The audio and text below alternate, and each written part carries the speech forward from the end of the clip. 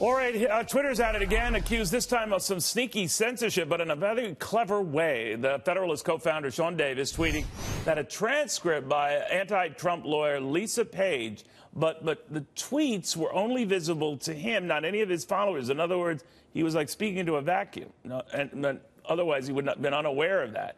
Twitter later admitting that it did make an error. We reached out to Twitter, said that we enforce the Twitter rules impartially for all users, regardless of their background or political affiliation, to Sean Davis himself. Sean, how did you pick up on this?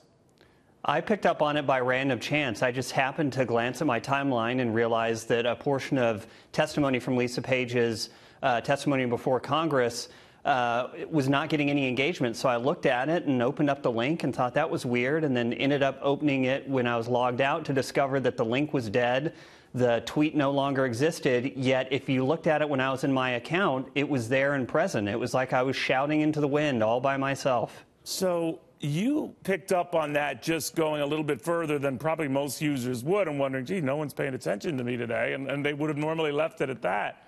What did the company tell you right after that? We've seen Twitter's statement, but how did they explain what was going on?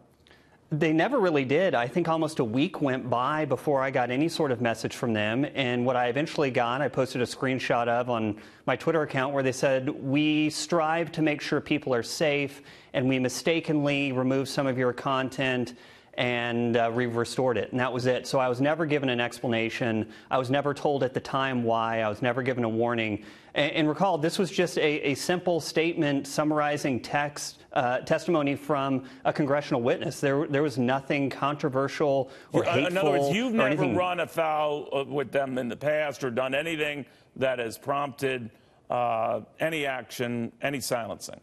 Never. So what do you think was going on, and why do you think you were targeted?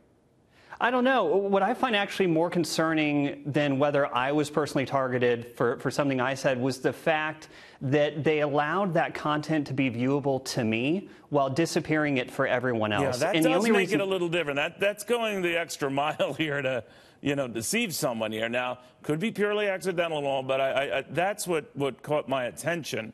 That they thought, all right, we're going to alienate this guy, and this guy won't know it. Now, you found a way to find out about it and do something about it, but I wonder if this is played out elsewhere.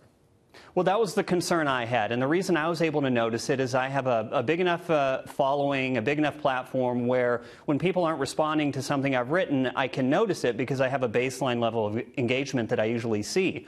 But for most people who have regular jobs and they hop on Twitter every now and again with 100 followers and a couple tweets, they don't have that baseline to judge from. So if they're being throttled back or shadow banned, right? So correct, none. See, if they were really good at this, they would have found a way to get some fake responses to you. That's really awful of me to even intimate that, but that's what was that was how they did it, right?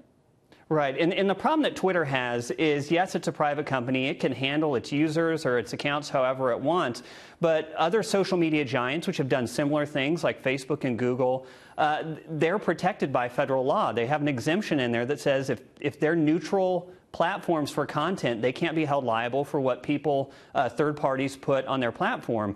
So they get exempt from a whole bunch of liability. They're immune from certain suits, but it relies on them being actual neutral platforms. And what we're seeing over and over again is that they're not neutral. They're putting their thumbs on the scale. They're using their algorithm to hide content, and they need to pick and choose whether they want these federal safe harbors or whether they want to be a content provider that controls the conversation. Well, good for you. I don't think you have to be on the right or the left to commend someone who something wasn't smelling right, and he got to the bottom of it. Remind me not to mess with you, Sean. But thank you very much. Very good having you. Thank you, sir.